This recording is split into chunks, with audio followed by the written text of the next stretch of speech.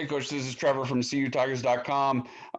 What do you remember about Coach Hafley from going head-to-head against him in the playoff last year with Ohio State, and how much of his defense have you seen in Boston College this season? Right. In preparation for Ohio State, the first thing that jumped out at you was just how good their corners were, just how technically sound they were. And then it spread throughout the defense. They're very fundamentally sound. They were always in position. They were able to get pressure on the quarterback with four, and then be able to play, mostly man coverage, and then play a lot of cover three concepts. But biggest thing for those guys is the DBs were very well coached. I know that's the position that he works with. You can tell they played with a lot of confidence, a lot of swagger. So that's what jumps out at you, and you see a lot of that resonating with BC right now. They're lined up the way they're supposed to be. They're communicating well. They're playing with a lot of confidence. They're playing man concepts, zone concepts, so the structure looks very, very similar. And you can see that all those guys have bought in. Even some of the new guys that have transferred in that may not have been part of the team last year. Looks like he's brought some cohesion for those guys, and they're doing a really good job. Tony, Larry Williams here with TigerIllustrated.com. I know that the film gives you a much more refined look at the offensive line and other areas. What was the post-film review take on the offensive line from Saturday? I think sometimes you get into a game and the last 2 weeks I used Georgia Tech and this game here. It's not always as good as you think sometimes, and it's not always as bad as you think sometimes. After you watch them, those guys just continue to play hard.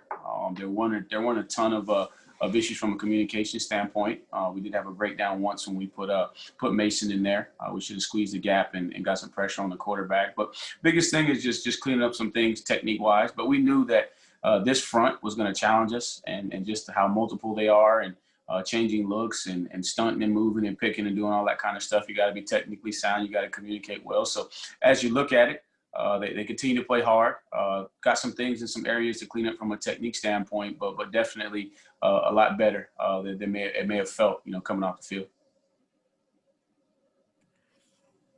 Hey, Tony, it's Josh from the Post and Courier. How would you evaluate Lyn-J Dixon's play so far this season?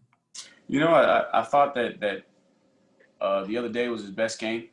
He had one instance where I would like to see him, not try to bounce to the outside and bang it up in there and go get positive yards. We only had a couple of TFLs in the game. I think we had three true TFLs, and then we had one bad snap, and one of those was on Lyn-J because he made a decision to bounce, kind of predetermined it, and didn't read it out. But thought he was doing exactly what I asked him to do. And overall, he's had his moments where he's done a good job of playing within the system and getting behind his pads and doing the dirty work. And I know that's a little bit, out of his comfort zone because he is a guy that likes to use his speed to get to the edge.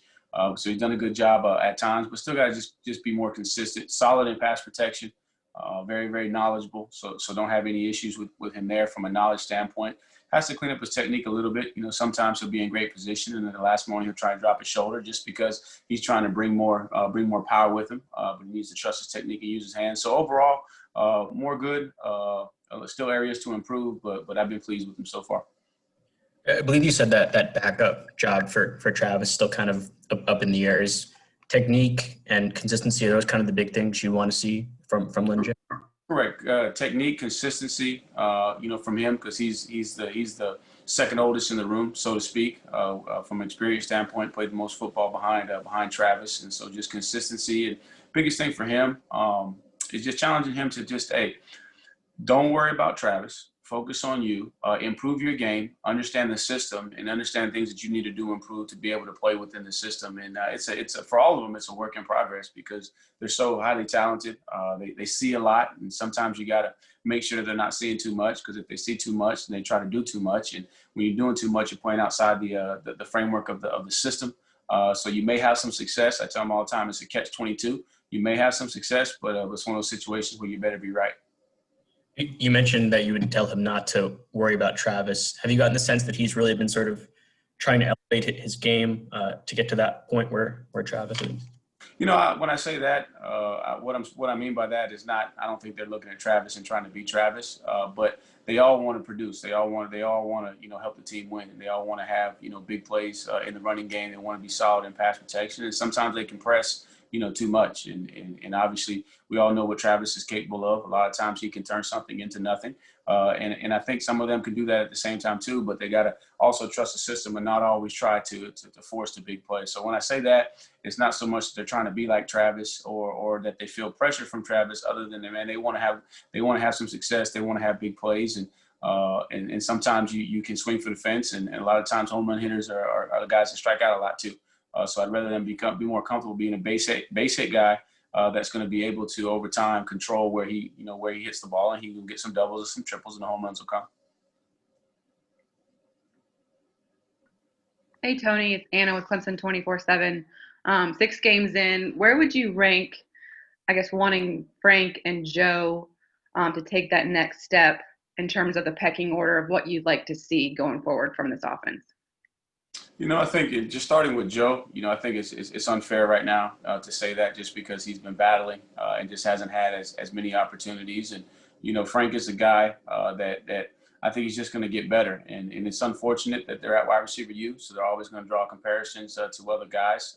But at the same time, too, as a coach, sometimes you just have to meet them where they are. And so don't really have, a set expectation of where they are. We know the areas where they got to improve, and we just got to keep pushing, those guys in that right direction, and they'll respond and they'll continue to improve. And, as they improve, then they'll be able to be more productive. But it's hard to say, I would like for them to be here, because the circumstances are different. It's both of them were out for a little bit in fall camp that put them back, because they were in a protocol situation. And then Joe's battling his deal. And I thought that he looked the best that he's looked in a while the other day. And Frank is just continuing to figure out, how to play. There's a lot of things too, as a young guy, when you're a backup, that you may not have experience with. And when you become a starter, the games move a little bit faster.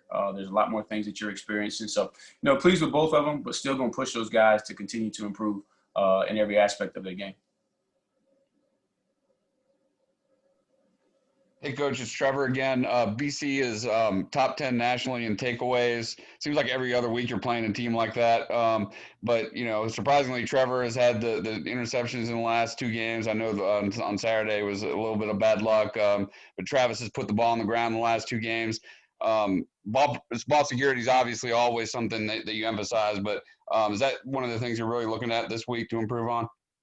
I wouldn't say that just because, BC is top 10 in turnover margin. It's more a function of us and focusing on the details, day in and day out, and understanding the importance of taking care of the ball. And obviously the one at Georgia Tech was a bad decision by Trevor. And then he came right back, and I think he completed a bunch of passes in a row. So he overcame that. The one the other day, he's trying to make a ball play. It was a good call. He read it right. He was trying to throw a little back shoulder to Amari, and he just slightly was off a little bit. So definitely not going to, create something bigger than what it is. And then Travis right there is something that we always talk about, but a lot of times it doesn't come up in a game until it's a catastrophe. And what happened there is he was in a situation, he was trying to cut it back, and he didn't expect Jackson to be there. He sees his own color, he relaxes a little bit, boom, there's a collision, balls on the ground. So we'll address that, but we're going to put the same level of emphasis on ball security as we always do, and continue to do our part of taking care of the ball, and just work through the fundamentals there and stress it, but not going to make it a bigger issue than what it is. Hey, Tony, it's Anna again. I know you said after the game you wouldn't question Trevor's decision-making kind of in the RPO and when to hand it off. Any instances, though, that stuck out in film where you thought you should have? Right. Now looking back at it, there was one that could have been an either or, and he took a chance. There was a 2nd and 2, and we had an RPO there, and could have handed the ball off, but he'd been having success, and up to that point, and for the rest of the game, I thought all the other decisions were really good. That'd probably be the only one where you say, hey, in this situation right here, when this look, if it's that gray area, if it's that gray, just go ahead and hand it off, and we'll be good to go. But other than that, I thought he did a really good job. And in the run game, that's what sometimes people don't realize when you're built like we're built. You can sit there and try and force the run, but Syracuse was committed to stopping the run with all their run stopping twists inside, and then they were going to try and get an extra guy to the box. So you have to take those outlet runs. And a lot of times, people want to see the ball in Travis's hands, but at the same time, too, in fairness to Travis, if they're going to load the box or have guys and unblock guy there, then we need to have the outlet screens, and it loosens us up. And then as we go, you see that we're able to start hitting those 8, 7, 6, 5-yard gains a pop. Tony, this is Matt with the State. Did Syracuse do anything up front or schematically different against you guys than they had been showing on film some of the previous weeks? They had a couple of alignments that were a little bit different, but I think what they did a much better job this week of just staying disciplined in their gap assignments. As I said before, going into it, those guys they're going to challenge you in the run game, but I think a lot of times what happened in the past is they get out of a gap and then the back would find it. I thought they did a better job of still bringing those twists, but their D linemen not looping too far, not getting out of gaps, and not creating those big running lanes. And then also too, I think it's a function of us taking outlet screens out on the perimeter because they had that one extra coming. And if we hand that off, there were some plays that would really crease. But it's just that's just how we're built, and you live with it and you move on. And so, kind of following up on Anna, are there some instances in RPOs where the look says to pass, but maybe if you would have handed it off, like there were holes? Is that kind of no doubt? No doubt. There's going to be instances like that, but you can't sit there and overanalyze it. Then you're going to paralyze the quarterback, and then now he's going to start questioning his decision, and then now you're going to be sitting there playing slow, either or. No, you say, okay, these are the parameters for the look, and if this guy is halfway in between, let's say the receiver and the box, he's probably a box fitter. By the time we hand the ball off at 5.5 yards deep, he can roll into and be unblocked and tackle us before we get going. So yes, you're gonna throw the ball out there. But then there were some times too, if he's a step late and you hand the ball off, then you're gonna crease. So there's definitely gonna be situations where you see the looks telling you to pass it, and then you're gonna look back at the film and say, hey, that was blocked about as good as it could be blocked. We probably would have had a good positive game, but that's the RPO world. You can't tell the quarterback, to second guess every look. He's got to get out there and play, trust what he's been coached to do, and then you got to do a good job of. And what I think the positive is you look at the balls that we threw out there, man. We had some 10, 15-yard gains, with the ball being thrown behind the line of scrimmage. So the guys on the perimeter are doing a good job of understanding what their responsibility is running with the football, and then more importantly, how we need to block things on the perimeter. Hey, Tony, this is Grace Rayner with The Athletic. Can you kind of walk us through how you guys discovered Ajou on the recruiting trail and what that process was like? Yeah, so it was very interesting because down there in the state of Florida, there's a lot of, obviously it's a well-populated area, so there's all kind of public schools, all kind of private schools throughout that Tampa area. And so we got a tip, just some videos sent in on a guy that moved down from Canada. Neither myself nor Jeff had any experience with the school, but since it was my recruiting area, I was responsible for going by to check it out. And, I was a little bit leery, just to be transparent and honest, because, sometimes some of those schools are you never heard of. You don't know how they're operated. You don't know the level of football. You don't know the level of academics. You just don't know a lot about them. So when Jeff found the video clip, he said, hey, if you're down there, go check it out. So then I went by the school, and obviously at Clearwater, they do an unbelievable job with their setup. And so I was immediately impressed when I walked in and had a chance to meet all the folks in the front office, and then the coach. The coach is an awesome guy. You can tell he's an alumni of the school. He's been around it, so he was able to give me some background on what was going on. And then when you get a chance to see this guy, working out in the weight room or running around on the field, you're like, wow, just his physical presence. And then he had an unbelievable smile, and that's kind of how it started. So really, it was more, okay, let's go find out more about the school. We know that he's got some talent on film. But let's find out about the school. And once we were comfortable with the school, then Jeff kind of flew down, went and saw him, and then that's really how the process started. How do you, I guess, evaluate, I don't know completely how to word this, but like when a kid is playing at a smaller school, how do you know that your eyes aren't deceiving you? Well, I think that it's a combination of you go, watch him in his environment, watch him work out, see kind of what his work ethic is, his interaction with his teammates, and you go watch him practice. Just to validate what you're seeing on tape marries up. And then big thing is, he came up and came to camp, and he spent a couple of days with us in camp, and then you're able to place him against other guys that we're evaluating. So we know their level of competition, their level of skill set. And then once you see him in camp, you're able to validate, everything else that you need to see. And that's really how you do it, especially when you get those guys from a smaller school. You'll take that into consideration, but you, at the same time, you don't want to penalize them until you get them into an environment where you can put them against, guys that the level of competition that they play at and see how they stack up. Tony, this is Matt again. With Joe, how much of the offer with him was seeing his potential and what he could become, and how much do you feel like he can still grow as a player? And I guess what are the expectations of what he can end up becoming for you guys? I think a lot of it was based off of his potential, based off of how he performed in camp. This is wide receiver U, and so you had Jeff at the time, Coach Sweeney. That's probably the hardest position group to get approved because you got so many sets of eyes, and then I don't get to see him in camp, but I get to see him on film. And sometimes they would ask my opinion on those receivers. And so what he did in camp, illustrated that, man, this young man's got a ton of potential. Just the fact that he was natural catching the ball. He can run. He can jump. He's got those above the rim, kind of skills that not many people have. But you knew that there was going to be a development process just from the technical aspect of the position, and then just overall the technical aspect of learning how to play the game of football at this level. But I think that the sky's the limit for him.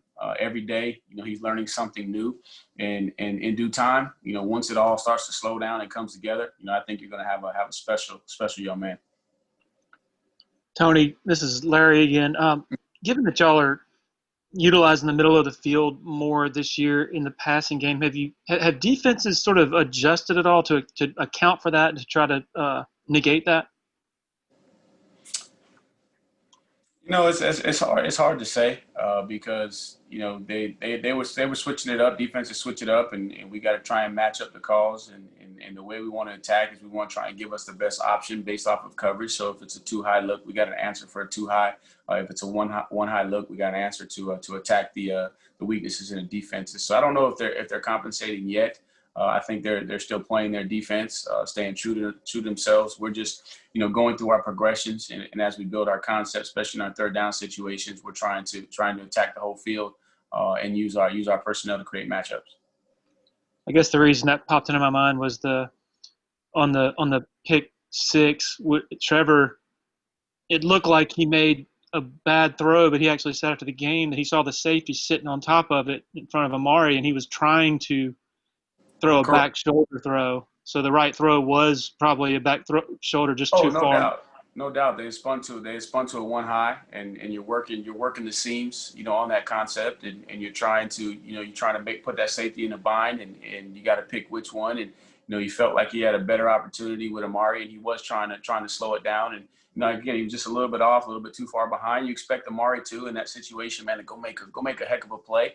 And again, the thing for the defender is like he was kind of out of position. The guy who picked off the ball and the mistake on our part with the throw and the mishandling of the ball and not catching it, man, it pops right into his hands. So definitely made the right read. Just a little bit off from a technical standpoint with the placement of the ball. Otherwise, man, that's going to be a big play, and we're rocking and rolling. Hey, Coach, it's Trevor again. The throwback to Trevor from Amari was a lot of fun to watch. It looked like if Amari put a little more air under, it might have been a touchdown, but I think you still got a first down out of it. What defensive look did you see that made you like that call? And does the fact that Amari is a southpaw, does that kind of add to the surprise element, I guess? When we build a concept, we try to have it in both directions, and it just married up. We saw that we were getting a lot of man coverage. So the biggest thing is you're looking for man coverage where the quarterback can get lost a little bit, and we saw that those guys were chasing on some things, and it was kind of scripted for that area of the field, and it just so happened that it worked out, that we got it called into the right defense. And definitely, if Amari puts it out there on the quarterback, I think he has a chance to possibly score on that play. About Amari being left-handed, does that it keeps a defense honest because now they see you can go in both directions. So again, it helped to protect our system because you have the ability to put a right-handed guy in there and roll to the right and throw back, and now you can go off the right hash and roll to the left and throw back. We'll take one or two more for Coach. Mm-hmm.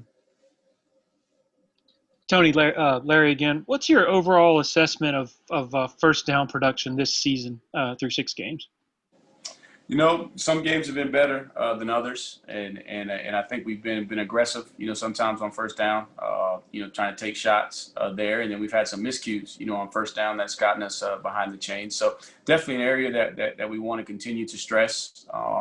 Because for the long haul, you want to be efficient on first down so that you're not in long yardage situations. We've been, surprisingly, pretty solid in long yards, overcoming that, but that's something we still got to continue to stress. So, some games have been better than others, but definitely an opportunity for us to grow. And again, a lot of it is just, unfortunate mishaps on our part, a misplay, a misread here, a breakdown in technique. All things that are correctable. So definitely not a concern, but something that we got to stress and something that we track and we got to continue to improve.